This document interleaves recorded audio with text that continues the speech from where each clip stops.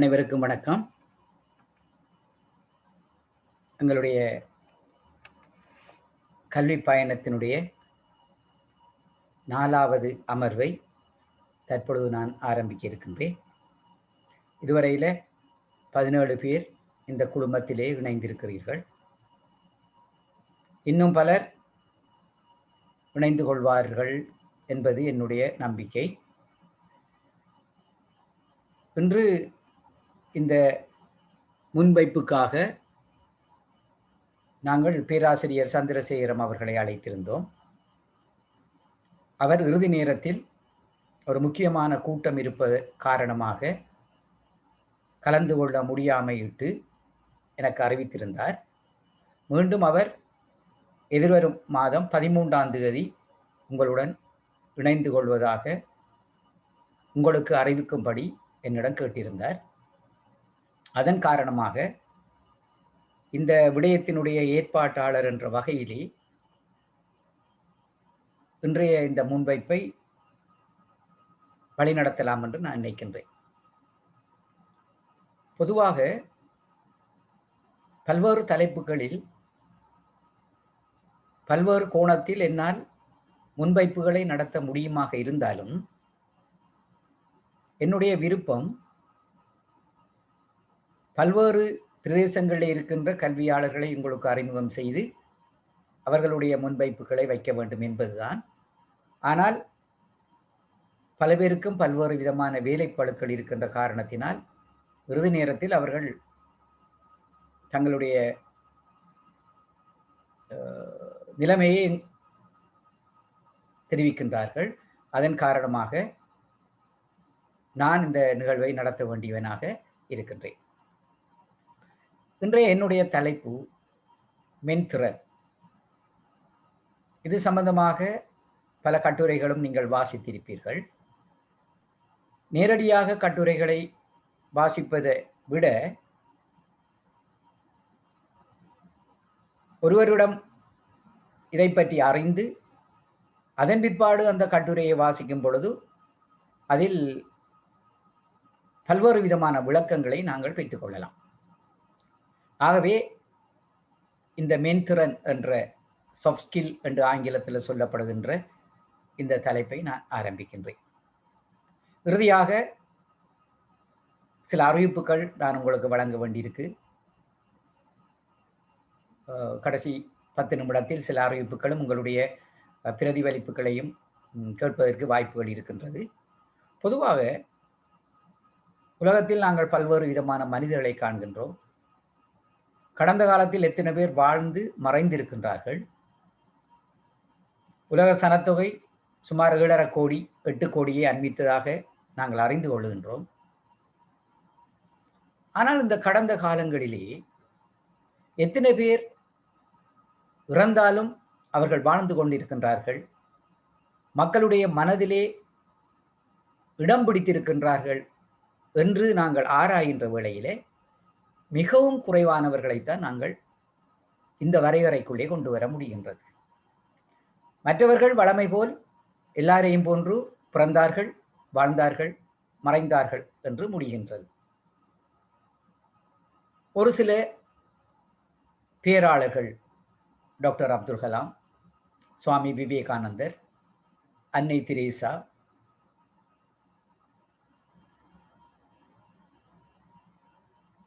Abraham Lincoln, இப்படி நாங்கள் ஒரு சில பேரைத்தான் பட்டியல் படுத்தி கொண்டு போகின்றோம். ஏன் இவ்வாறு நடக்கின்றது? இதுதான் நாங்கள் சிந்திக்க வேண்டிய விடயமாக அமைகின்றது. சின்ன ஒரு உதாரணம் சொல்லலாம். இவ்வாறான ஒரு வாய்ப்பை நான் உங்களுக்கு தந்திருக்கின்றேன். வீட்டில் ஒரு அமைதியான நேரத்தில் ஒரு வாரத்தில் ஒரு நாள் ஒரு கல்வி சமூகத்துடன் சந்திக்கின்ற ஒரு விடயம். ஆனால் பல பேர் இதை கண்டுகொள்ளாமல் இருக்கின்றார்களே, இதேன்? இதில் ஒரு சில விடயத்தையாவது நாங்கள் அறிந்து கொள்ளலாமே. வீடு தேடி வீட்டிலிருந்தே நாங்கள் படிக்கக்கூடிய ஒரு வாய்ப்பு நமக்கு கிடைத்திருக்கல்லவா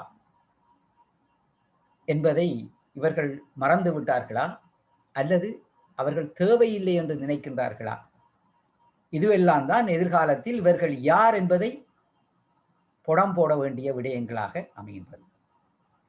சின்னொரு உதாரணம்,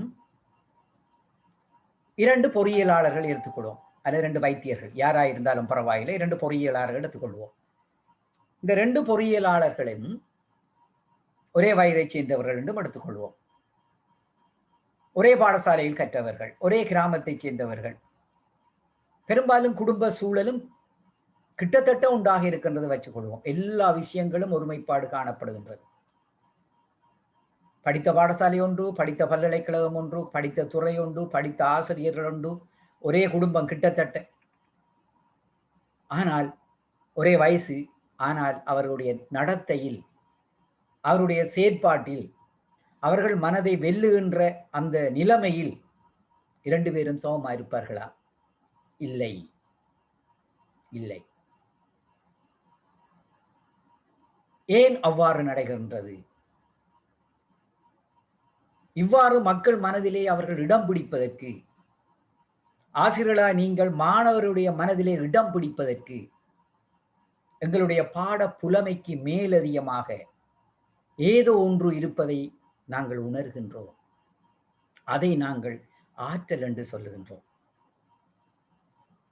நீங்கள் படித்திருப்பீர்கள், பட்ட மேற்கல்வி டிப்ளோமா பாடநெறியில் அளவீடு மதிப்பீடு என்ற பாடத்தில் 3 விதமான ஆட்சி புலம், ஆட்சியல் என்று சொல்றார்கள், துறை என்று சொல்லலாம், புலம் என்று சொல்லலாம். மிக முக்கியமான 3 துறைகள் இருப்பதை சொல்லுகின்றார்கள். ஒன்று அறிதல் சார் ஆட்சி, எழுச்சி சார் ஆட்சி, உழையியக்க சார் ஆட்சி.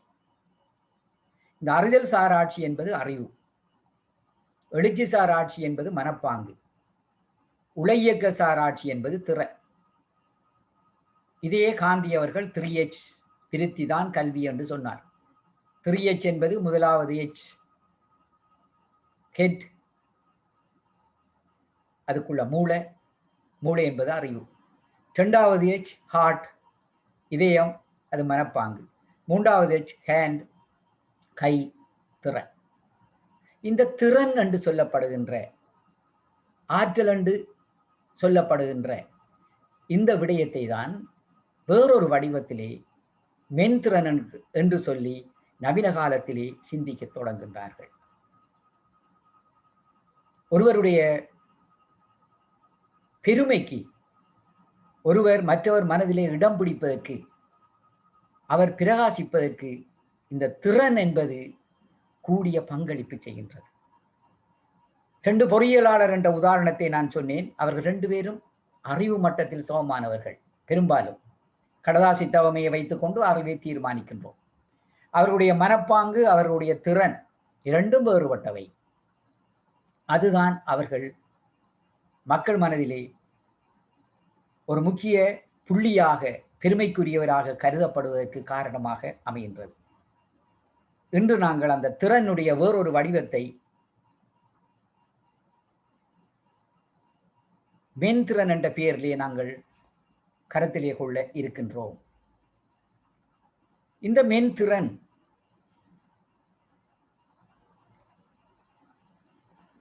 திறன்கள் ஒருவருக்கு இருக்க வேண்டிய 2 வகையான திறன்கள். இந்த ஆற்றல்களை நாங்கள் இன்னொரு பெயரில் சொல்லுகின்றோம். ஆற்றல்கள் இன்னொரு பெயரிலே அழைக்கப்படுகின்றது. ஒருவருக்கு இருக்க வேண்டிய 2 வகையான திறன்கள், வன்திறன், மென்திறன். இது கம்ப்யூட்டர் யுகத்தில் நாங்கள் பயன்படுத்துகிற ஒரு சொல்ல ஒரு மனிதனுக்கு நாங்கள் பயன்படுத்துகின்றோம். ஏற்கனவே ப்ளூம் அவர்கள்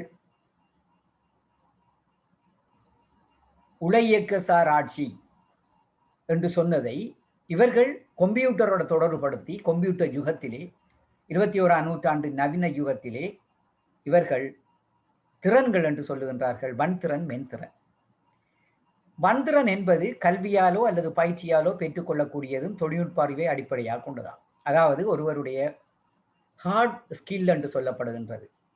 வன்திறன் என்று சொல்லப்படுகின்றது அவருடைய கடதாசி தகமை, அவர் பெற்ற பட்டங்கள், அல்லது அவர் பெற்ற ட்ரைனிங், அல்லது அவருடைய தொழில்நுட்ப அறிவு.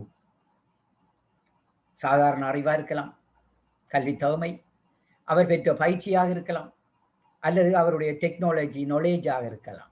இதெல்லாம் வன்திறன் என்று அழைக்கப்படுகின்றது. இது எல்லாருக்கும் கிட்டத்தட்ட பொதுவாக இருக்கு. உதாரணமாக இலங்கையிலே சுமார் 2 லட்சம் ஆசிரியர்கள் இருக்கின்றார்கள். அவர்கள் பெரும்பாலான ஆக்களுடைய தகமைகள் உண்டாயிருக்கும். பட்டதாரிகள் என்றால் எல்லா பட்டதாரிகளுடைய தகமை உண்டாயிருக்கும். அவர்கள் பெற்ற பயிற்சிகளும் உண்டாயிருக்கும். தொழில்நுட்ப அறிவிலையும் பெரும்பாலும் வகுப்பறை உயர்ந்த தொழில்நுட்ப அறிவுகளை அவர்கள் ஓரளவாவது பெற்றிருக்கின்றார்கள். இது வன்திறன். அடுத்த விடயம் மென்திறன். மென்திறன் என்பது ஒருவரிடம் வெளிப்படும் பல்வேறு விதமான திறமையாகும். இது வகுப்புல எங்கேயாவது ஒரு இடத்துல டியூஷன் கிளாஸ்ல நாங்கள் பெற்றுக்கொள்ள முடியாது. அவருக்கு உள்ளிருந்தே வாரது. இதனை ஒருவரின் குணாதிசயங்கள் அல்லது உள்ளார்ந்த விவேகம் என கூறலாம். குணம் என்றும் சொல்லலாம். அவருக்குள்ளே இருக்கின்ற உள்ளார்ந்த விவேகம் எனவும் கூறலாம். வெற்றிகரமான செயற்பாட்டை செய்வதற்கு ஒரு தனி மனிதனுக்கு இருக்க வேண்டிய தனித்துவமான விசேட குணாதிசயங்களும் தொடர்பாடலும் எனவும் கருதலாம். ஒருவர் நல்ல காரியங்களை, மற்றவர் போற்றுகின்ற காரியங்களை செய்வதற்கு அவருக்குள்ளே இருக்கின்ற குணாதிசயம் அதோடு சேர்த்து தொடர்பாடல் எனவும் கருதலாம். இது இயற்கையாக உருவாகின்ற இயலுமையும் மனவளர்ச்சி நுண்ணறிவுடன் தொடர்பட்டதுமாகும். அப்ப இரண்டாவது மனப்பாங்கு வருது பாருங்க. இது இயற்கையாக உருவாகின்ற இயலுமை. அது எப்படி வந்தது தெரியாது. அது அவருக்கு தானாகவே வரும். அது எங்கேயோ படிக்கவும் இல்லை, இன்னொருவர் அதை சொல்லிக் கொடுக்கவும் இல்லை. ஆனால் அவருக்கு ஏதோ வருகின்றது. இயற்கையாக உருவாகின்ற இயலுமையும் மனவளர்ச்சி நுண்ணறிவும் தொடர்பட்டதாகும். மனவளர்ச்சி நுண்ணறிவு நம்மட மனப்பாங்கு என்று சொல்ற தொடர்பட்டதாகும். மென்திறனை புத்தக அறிவாலோ அல்லது பட்டங்களாலோ அல்லது சான்றிதழாகவோ பெற முடியாது. இந்த மென்திறனை நாங்கள் சாதாரணமாக பல்கலைக்கழகத்திலேயோ அல்லது புத்தகங்களை வாசிப்பதாலோ அல்லது வேற பயிற்சிகளாலோ பெற முடியாது. இது எங்களுக்குள்ளே இருந்து வரணும். எப்படி அது எங்களுக்குள்ளே இருந்து வரும்? இவ்வாறான செயலமர்வுகள், பல்வேறு சூழல் மாற்றங்கள், பல்வேறு தாக்கங்கள் எங்களை ஒரு மென்திறன் விருத்திக்கு எங்களுக்கு அத்திவாரம் போடுகின்றன. ஒருவருடைய மென்திறனிலேயே 3 ஈக்கள் செல்வாக்கு செலுத்தும். மனப்பாங்கிலையும் செல்வாக்கு செலுத்தும் என்று சொல்லலாம், மென்திறனிலையும் என்று சொல்லலாம். 3 E, 5E மாதிரி 3 E. முதலாவது அவருடைய எஜுகேஷன், அவருடைய கல்வி தகமை. கல்வி தகமை அல்ல, கல்வி. கல்வி தகமை என்பது அவருடைய சான்றிதழா போயிடும். கல்வி, அவர் பெற்ற கல்வி. ரைட். அடுத்தது இரண்டாவது அவருடைய என்வாயன்மெண்ட், கருவறை சூழல். என்வாயன்மெண்ட் சூழல், கருவறை சூழல், புறச்சூழல். அகச்சூழல் கருவறை, புறச்சூழல் குடும்பம், பாடசாலை, நண்பர்கள், அவர் சார்ந்திருக்கின்ற நிறுவனங்கள், அது புறச்சூழல். இந்த அகச்சூழல் புறச்சூழல் இரண்டும் அவருடைய மென்திறனை மேம்படுத்தக்கூடியவைகளாக இருக்கு. மூன்றாவது எக்ஸ்பீரியன்ஸ், அவருடைய அனுபவங்கள். இவ்வாறான செயலமர்வுகளை அல்லது பல்வேறு விதமான பேராசிரியருடன் நாங்கள் தொடர்பு கொள்ற நேரத்திலே எங்களுக்குள்ளே ஒரு உத்வேகம் வரும். இதை போன்று செய்யலாம், அல்ல இதை விடவும் சிறப்பாக செய்யலாம் என்ற ஒரு உத்வேகம் வரும். அது சூழல் மாற்றம் என்று சொல்லுகின்றோம். சூழலை நாங்கள் சாதாரணமான ஒரே சூழலுக்குள்ளே இருந்தால் அது கிணத்து தவளை. சூழல் மாற மாற பல்வேறு விதமான பல்வேறு விடயத்தை, பல்வேறு இடங்களை, பல்வேறு மனிதர்களை நாங்கள் சந்திக்கும் பொழுது எங்களை நாங்கள் அப்டேட் பண்ணி கொள்வோம். அது எங்களுடைய மென்திறனுக்கு விருத்தி ஆக அமைகின்றது. ஆகவே மென்திறன் என்பது ஒருவருடைய இயல்பு, அது தானாக உருவாகுவது, அதற்கு மனப்பாங்கு காரணமாக அமைகின்றது. ஏனென்றால் இதையெல்லாம் அறிய வேண்டும், இதெல்லாம் செய்ய வேண்டும். இப்ப என்று பார்த்தால் எங்களுடைய இந்த சேரமிலே மிகவும் குறைவான, கிட்டத்தட்ட 400 பேர் குழுவில் இருக்கிறாங்க. ஆனால் அவர்கள் இதுக்கு முக்கியத்துவம் கொடுத்து இதில் இணைந்து கொள்வதிலே அவங்களுக்கு கஷ்டம் இருக்கின்றது. அவங்களோட ஆட்டிடியூட், வீட்டு வேலை என்று சொல்லுவாங்க, டேட்டா போயிடும் என்று சொல்லுவாங்க, அல்ல இதை விட முக்கியமான வேற வேலை இருக்குன்னு சொல்லுவாங்க, டிவிக்கு முன்னால குந்திட்டு இருப்பாங்க. ஆனால் அது அவங்களுடைய ஆட்டிடியூட்டை வெளிப்படுத்துகின்றது.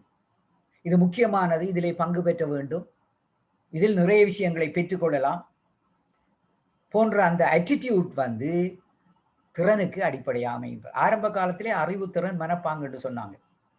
அறிவுத்திறன் மனப்பாங்கு. இப்ப அறிவு மனப்பாங்கு திறன், அதுதான் கெஸ்ப் என்று சொல்றாங்க. KASP.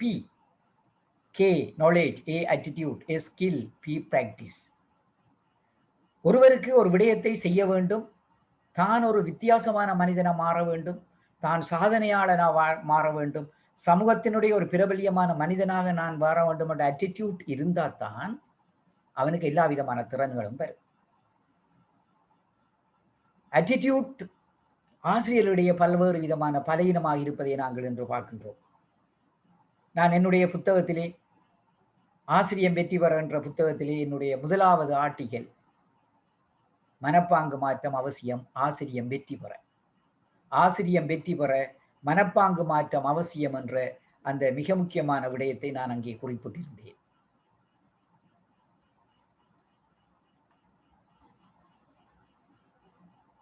ஆகவே ஒருவருடைய மனப்பாங்குதான் அவருடைய அனைத்து விடயங்களுக்கும் காரணமாக அமைகின்றது என்பதை நாங்கள் இந்த இடத்திலே கருத்தில் கொள்ள வேண்டியவர்களாக இருக்கின்றோம்.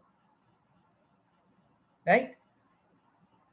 இப்ப பல்வேறு விதமான திறன்களை பற்றி சொல்லியிருந்தாலும் இதெல்லாம் பாருங்க, இதெல்லாம் நாங்கள் கடையில காசு கொடுத்து வாங்க முடியாது, ஒருவர்கிட்ட பெற முடியாது, பட்டம் சர்டிபிகேட்ல பெற முடியாது. மென்திறன்கள் என்று சொல்லப்படுற ஒருவருடைய குணாதிசயங்கள், பல்வேறு விதமான குணாதிசயங்களை நாங்கள் பார்க்கின்றோம். பல்வேறு விதமான குணாதிசயங்கள். நேர முகாமை என்று இந்த அமர்வு 7 மணிக்கு என்று நான் அறிவித்திருந்தேன். நான் 6:45க்கு வந்திருந்தேன். ஆனால் அதிகமான நாட்கள் மட்டுமட்டாக வந்து சேர்ந்தீர்கள். மிஸ்டர் அகமது ரியாஸ் 10 நிமிஷத்துக்கு முதல் 6:50க்கே வந்திருந்தார். அவரை நான் பாராட்டுகின்றேன் இந்த நேரத்தில். ஏனென்றால் நாங்கள் நேரத்துக்கு முக்கியத்துவம் கொடுத்து உரிய இடத்துக்கு போயிடணும். இல்லாட்டி இது தகவல் தொழில்நுட்பம் சில வேளை எங்களுக்கு அதனூடாக சில தடைகள் வாரத்துக்கும் வாய்ப்பு இருக்கின்றது. ஆகவே ஒரு 10 நிமிஷத்துக்கு முதல் அந்த இடத்திலே நாங்கள் இருப்போமாக இருந்தால் எங்களுடைய செயற்பாட்டுகளை மேலும் செய்வதற்கு, திருப்தியா செய்வதற்கு வாய்ப்பாக அமையும். சரியா? நேர முகாமையும், தலைமைத்துவம், லீடர்ஷிப், நேரான மனப்பாங்கு, இதை பற்றி நான் இன்னொரு நாளைக்கு பேசுகிறேன். பாசிட்டிவ் ஆட்டிடியூட், தொடர்பாடல், கம்யூனிகேஷன் ஸ்கில், சைப்புத்தன்மை, வேலை ஒழுக்கம், பிரச்சனை தீர்த்தல், குழு வேலை, சமூகமயமாதல், அவருடைய ஆளுமை, பிரச்சனை தீர்த்தல், அது சொல்லியாச்சு. இவ்வாறு நாங்கள் ஒரு பட்டியலை படுத்தி கொண்டு போகலாம். இது ஒரு சில தான். மென்திறன்கள் பல வகை, இது சில உதாரணங்கள். இது உதாரணங்கள். அப்ப இதெல்லாம் நீங்க பார்த்தா தெரியும், இது எல்லாருக்கும் இருக்காது. ஒரு சிலருக்கு மாத்திரம்தான் இருக்கும். ஒரு சிலருக்கு மாத்திரம்தான் இருக்கும். அவர்கள் இதை கடையிலேயோ பல்கலைக்கழகத்திலேயோ பெற்றிருக்க மாட்டாங்க. அவங்களுக்குள்ளே இது உருவாகியிருக்கும். இவ்வாறு உருவாகினவர்கள் ஒரு மாவட்டத்தில், ஒரு மாகாணத்தில், ஒரு நாட்டில் அல்லது சர்வதேசத்தில் போற்றப்படுகின்றவர்களாக, பேசப்படுகின்றவராக இருப்பார்கள். மற்றவர்கள் எல்லாம் எல்லாரையும் போல் வாழ்ந்து மரணமடைந்தவர்கள் தான். ஆகவே top 10 soft skill for teachers, ஹேட்டில் Lawrence. Top 10 soft skill for teachers. ஆசிரியருக்கு இருக்க வேண்டிய 10 சாஃப்ட் ஸ்கில்லை நாங்கள் இன்று பார்க்க போகின்றோம். ஹேட்டில் லாரன்ஸ் என்பவர் தன்னுடைய ஆய்விலே பல்வேறு விதமான மென்திறன்கள் இருந்தாலும் ஆசிரியருக்கு தேவையான 10 மிக முக்கியமான திறன்களை அவர் பட்டியல் படுத்தியிருக்கின்றார். முக்கியமான திறன்களை அவர் பட்டியல் படுத்தியிருக்கிறார். சரி, ஆசிரியர் என்பவர் தலைவர் என்ற வகையிலே, ஆசிரியர் வகுப்பறையினுடைய தலைவர், ஆசிரியர் ஒரு கிராமத்தினுடைய தலைவர், ஆசிரியர் ஒரு பிரதேசத்தினுடைய தலைவர். ஆகவே இந்த டாப் 10 சாஃப்ட் ஸ்கில்லும் ஆசிரியர்களுக்கு மட்டுமல்ல, எல்லா தலைவர்களுக்கும் பொருந்தும். நீங்க இதுக்குள்ள இருக்கிறவர்கள் வலய கல்வி பணிப்பாளராக இருக்கலாம், அல்லது வேற வேற தொழில் செய்கின்ற டீச்சர்ஸ் என்ற மேனேஜராக இருக்கலாம், கல்வியற் கல்லூரி விரிவுரையாளர் இருக்கலாம். யாராக இருந்தாலும் அவர்கள் அனைவருக்கும் தேவையான மிக முக்கியமான 10 சாஃப்ட் ஸ்கில்ஸ். ஒருவர் பிரபல்யமாக பேசப்படுவதற்கு, மக்களுடைய மனதிலே அவர் இடம் பிடிப்பதற்கு இந்த காரணங்கள் மிக முக்கியமாக அங்கே செல்வாக்கு செலுத்தும். இதுல ஒன்றோ ரெண்டோ ஒருவருக்கு இல்லாவிட்டால் அவர் வளமை போல் ஒருவராகத்தான் இருந்து மறைவராக இருப்பார். முதலாவது வந்து பாசிட்டிவ் ஆட்டிடியூட். தமிழ்ல இதை நாங்கள் சொல்லலாம் உடன்பாடான மனப்பாங்கு. உடன்பாடான ஒவ்வொன்றையும் பற்றி மேலால சொல்லி போட்டு பிறகு கொஞ்சம் கொஞ்சம் விரிவா பார்க்கலாம். ஏண்டா இது கிட்டத்தட்ட இது ஒவ்வொன்றையும் பற்றியே 6 மணித்தியாலம் கதைக்கலாம். ஒவ்வொரு தலைப்பை பற்றியே நிறைய ரிசர்ச், நிறைய தியரிகள் எல்லாம் இருக்கு. 6 மணித்தியாலம் கதைக்கலாம். ஆனால் நான் 1 மணித்தியாலத்துக்குள்ள முடிக்கணும். என்ன 20 நிமிஷம் 25 நிமிஷம் தான் நான் உங்களோட பேசலாம். உங்களுடைய நேரத்தினுடைய பொறுமதி கருதி நாங்கள் 1 மணித்தியாலத்துக்காக இதை மட்டுப்படுத்தியிருக்கிறோம். ரைட்? அப்போ முதலாவது பாசிட்டிவ் ஆட்டிடியூட் என்பது உடன்பாடான மனப்பாங்கு. நீங்கள் தமிழில் தேவையானக்கள் எழுதிக் கொள்ளலாம். இது சம்பந்தமாக என்னுடைய பார்வை புத்தகத்திலேயும் ஒரு ஆர்டிக்கல் எழுதியிருக்கிறேன். பிறகு என்னுடைய மகிழ்ச்சிகரமான பாடசாலையிலேயும் ஒரு ஆர்டிக்கல் வந்திருக்கு. பிறகு என்னுடைய கல்விச்சேவை பாராட்டு விழர் ஞானம் என்ற புத்தகத்திலேயும் அதே ஆர்டிக்கல் இடம்பெற்றிருக்கு. ஏனென்றால் அது முக்கியமான ஒரு துறை. பல்வேறு அனுபவங்கள், பல்வேறு நூல்களை வாசித்து எழுதப்பட்ட கட்டுரை அந்த டாப் 10 சாஃப்ட் ஸ்கில். கொஞ்சம் கொஞ்சமாக ஒவ்வொன்றையும் சொல்லி வந்திருக்கேன். அப்போ பாசிட்டிவ் ஆட்டிடியூட்னா உடன்பாடான மனப்பாங்கு. இரண்டாவது good communication skill. Good communication skill. Good communication skill சிறந்த தொடர்பாடல் திறன். சிறந்த தொடர்பாடல் திறன். 10 நிமிஷத்திலே இது ஆஃப் ஆகும்னு சொல்லுது. நானும் பல வகையில் இதை முயற்சி பண்ணுறேன், திருத்துவதற்கு அது சரி வருதில்லை. அப்படி திரும்ப ஆஃப் ஆகுனா நீங்கள் திரும்ப மீண்டும் இதுக்குள்ள இணைய வேண்டி வரும். ரைட்? சரி. Strong work ethics. Strong work ethics உறுதியான வேலை ஒழுக்கம். உறுதியான வேலை ஒழுக்கம். நாங்கள் எந்த நிறுவனத்தை சேர்ந்தவர்களாக இருந்தாலும் அந்த வேலை ஒழுக்கத்தில் உறுதியாக இருக்கணும். Time management abilities. நேர முகாம இயல்பை. இது பல தலைவர்களிடம் இது இல்லை. பல தலைவரிடம் இல்லை. பல ஆசிரியரிடம் இல்லை. நேரம் இல்லை என்பதுதான் அவருடைய கருத்தா இருக்கு. இதை பற்றியும் நாங்கள் ஒரு நாளைக்கு டைம் மேனேஜ்மெண்ட்டை பற்றி ஒரு வகுப்பில் பார்ப்போம், ஒரு அமர்வில் பார்ப்போம். நேர முகாமைத்துவ இயலுமை. Problem solving skill. பிரச்சனை தீர்த்தல் திறன். பிரச்சனை தீர்த்தல் திறன். Acting as a team player.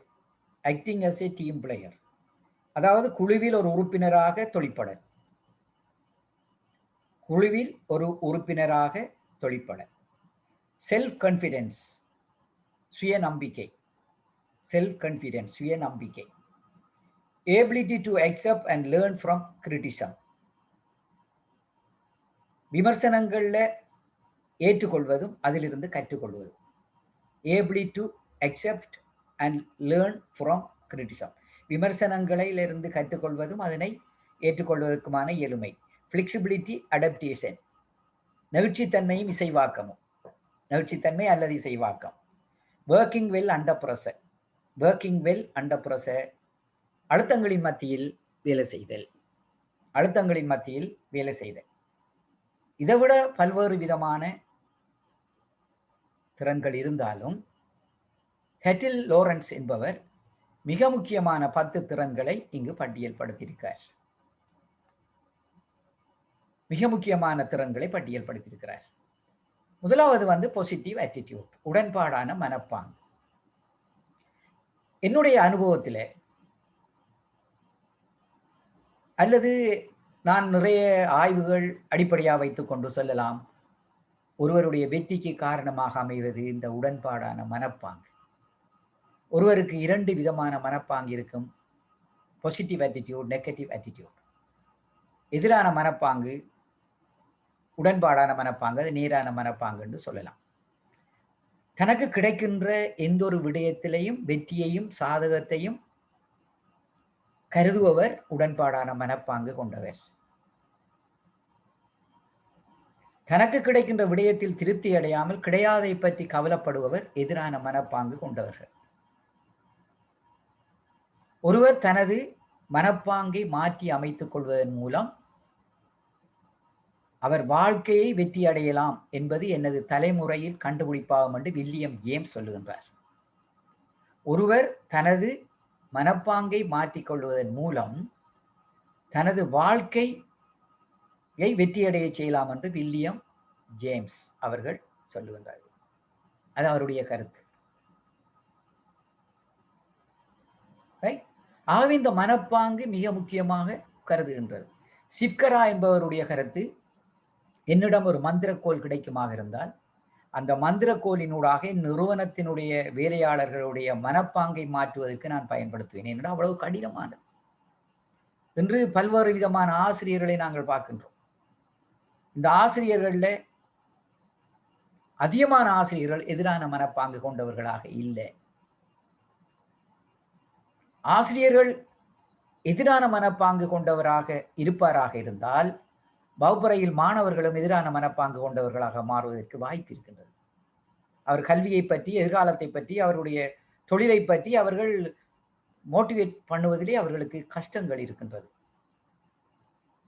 ஆகவே ஆசிரியர்கள் கண்டிப்பாக நேர்மனப்பாங்கு கொண்டவராக இருக்கலாம்.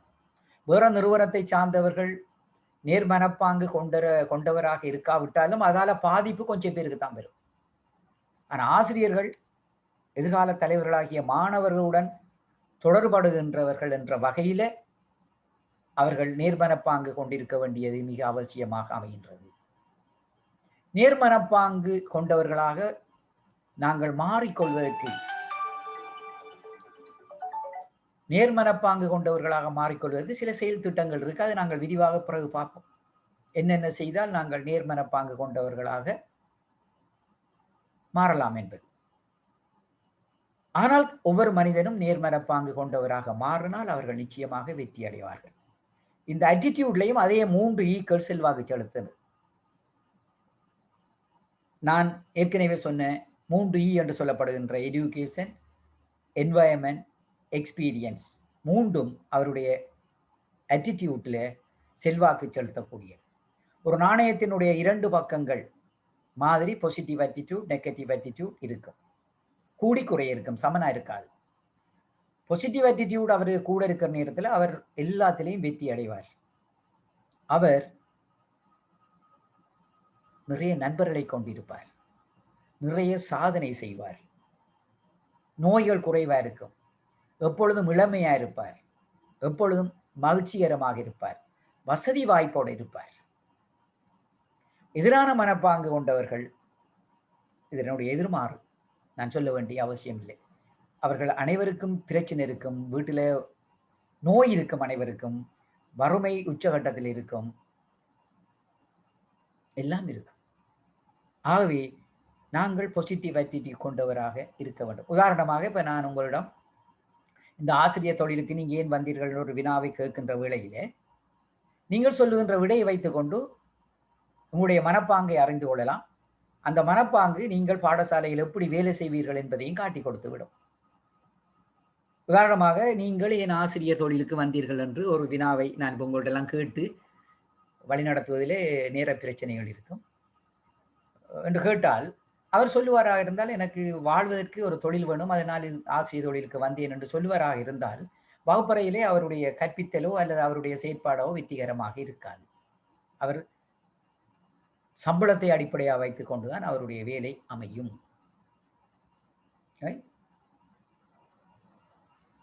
இன்னொருவர் சொல்லுகின்றார், இது புனிதமான சேவை, இது ஒரு புனிதமான சேவை, இந்த புனிதமான சேவை எனக்கு கிடைத்ததிட்டு நான் பெருமை அடைகின்றேன், மகிழ்ச்சி அடைகின்றேன், அதற்காக வேண்டித்தான் நான் இதோடு இணைந்து கொண்டேன். என்னுடைய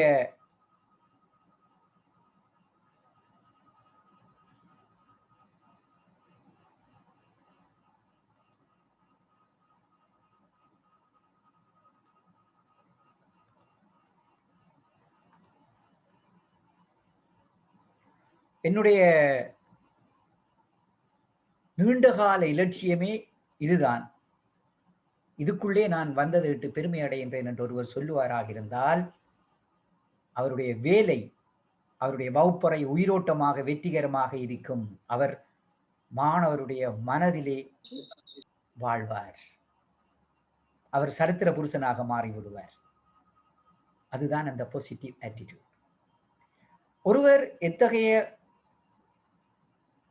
மனப்பாங்கு கொண்டவர் என்பதை மறைக்க முடியாது, அது வெளிப்படுத்தும், அவருடைய வார்த்தையில வரும். பொதுவாக இதற்கும் இல்லை இல்லை இல்லை இல்லை இல்லை என்று பேசுபவர் சந்தோஷமா இருக்கீங்களா, இல்லை, பரவாயில்லை என்று சொன்னாலும் அதுக்குள்ள இல்லை வருது பாருங்க, பரவாயில்லை. வசதியா இருக்கீங்களா? இல்லை.